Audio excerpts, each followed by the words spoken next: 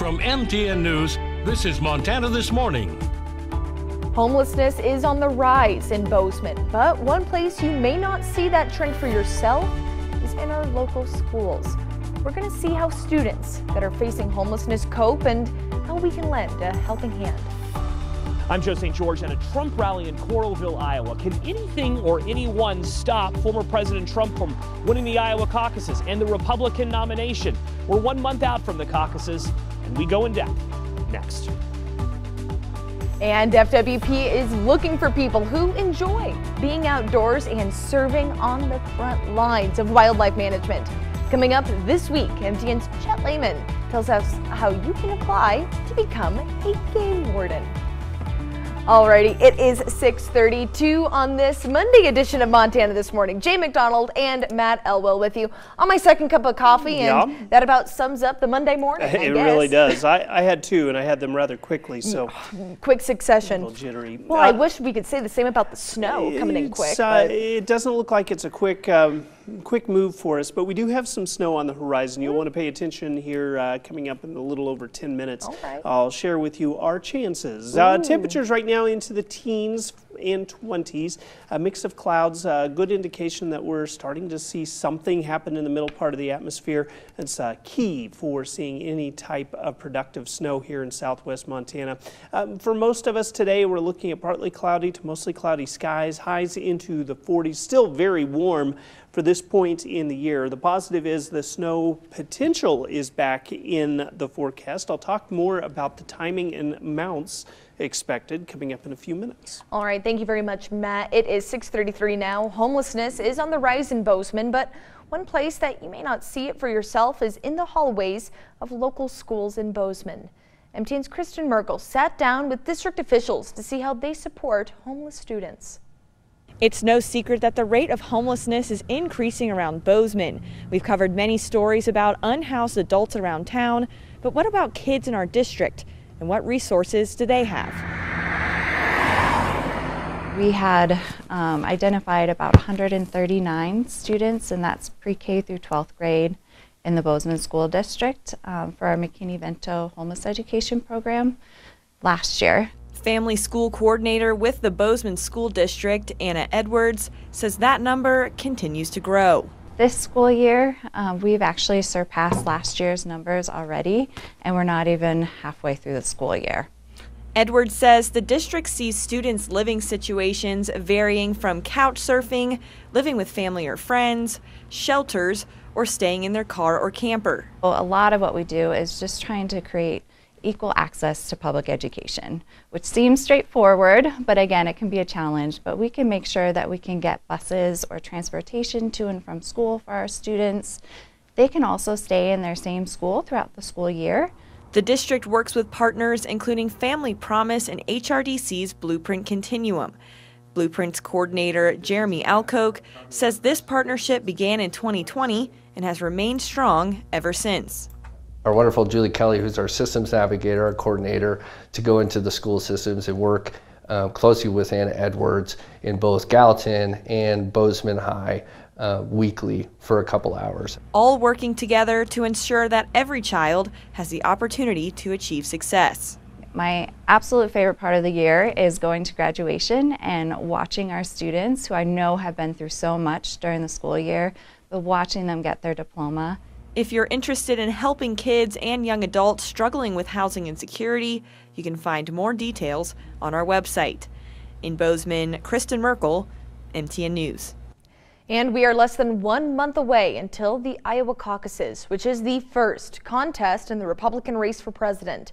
Well, former President Trump is ahead in the polls by a wide margin. Challengers like Nikki Haley, Ron DeSantis, and Vivek Ramaswamy still believe they have a shot at an upset victory. Our Joe St. George went to Iowa to better understand the state of the race, Mr. Trump's popularity, and whether anything can actually stop the former president from winning the nomination again.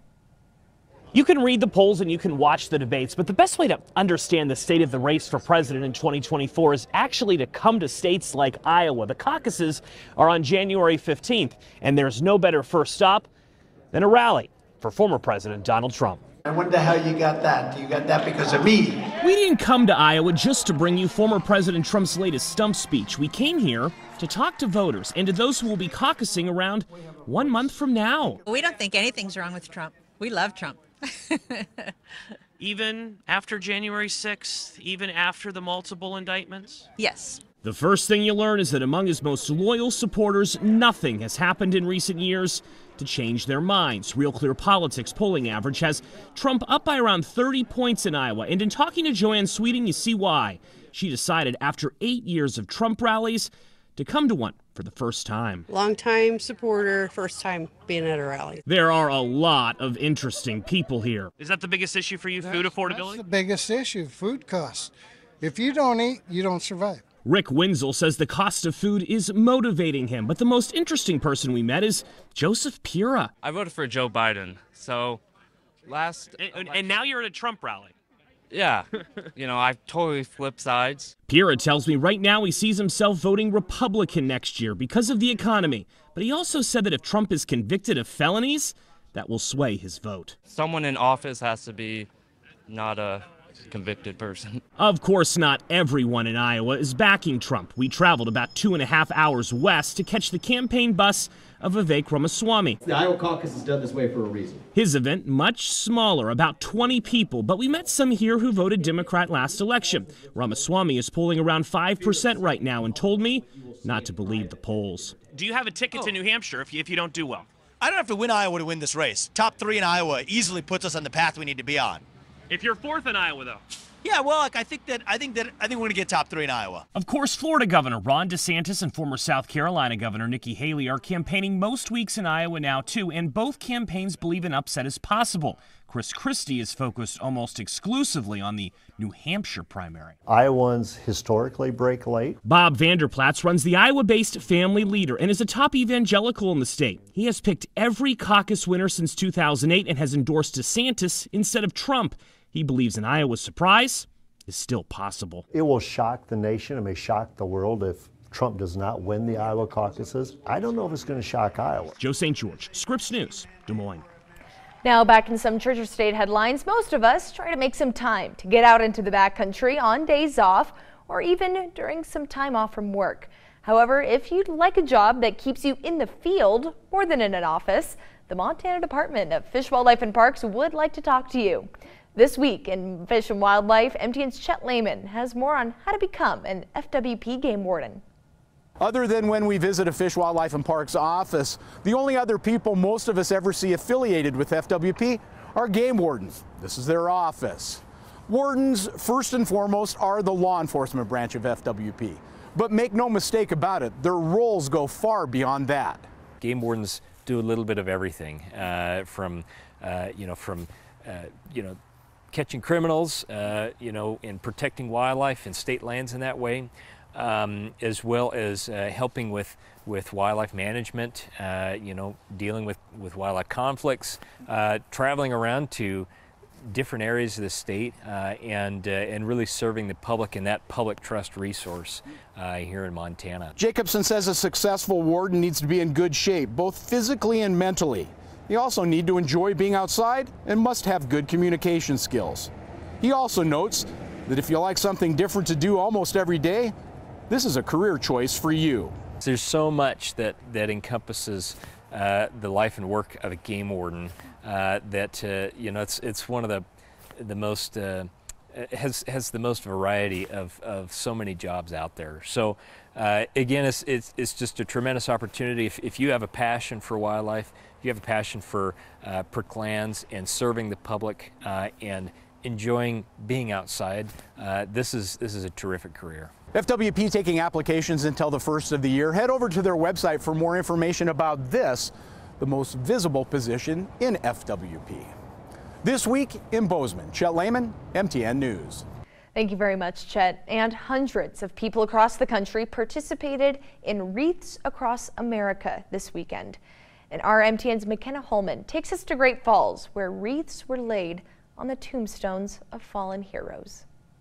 The veterans of foreign wars post-1087 collected almost 400 wreaths for their annual participation in Wreaths Across America. This is our second year. We doubled our sales from last year to this year, and that's my goal, is every year if we can double our sales, we would hope to get to the 2,800. There's over 2,800 plots that we would like to get wreaths put on. So. On Saturday, VFW Post 1087 held the Wreaths Across America ceremony at Highland Cemetery to remember and honor veterans. More than 140 people in the community volunteered to participate in laying the wreaths on each of the graves. That Wreaths Across America will match orders for any wreaths that we order for the month of December. So for next year, for the wreaths to be laid for next year. So if you're planning on buying a wreath, it would be really helpful to go do that this month.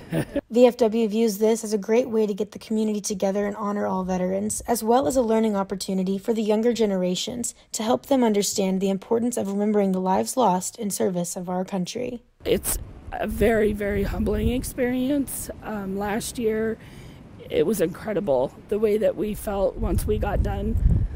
Putting all the wreaths, it was just absolutely beautiful, and the way it brings the community together is just amazing. The support, and as you can see, just the volunteers out here that are here to help, it's incredible. They still have a long way to go to reach their goal. To sponsor a wreath and support their mission, you can go to our website for more information. In Great Falls, I'm McKenna Holman, MTN News.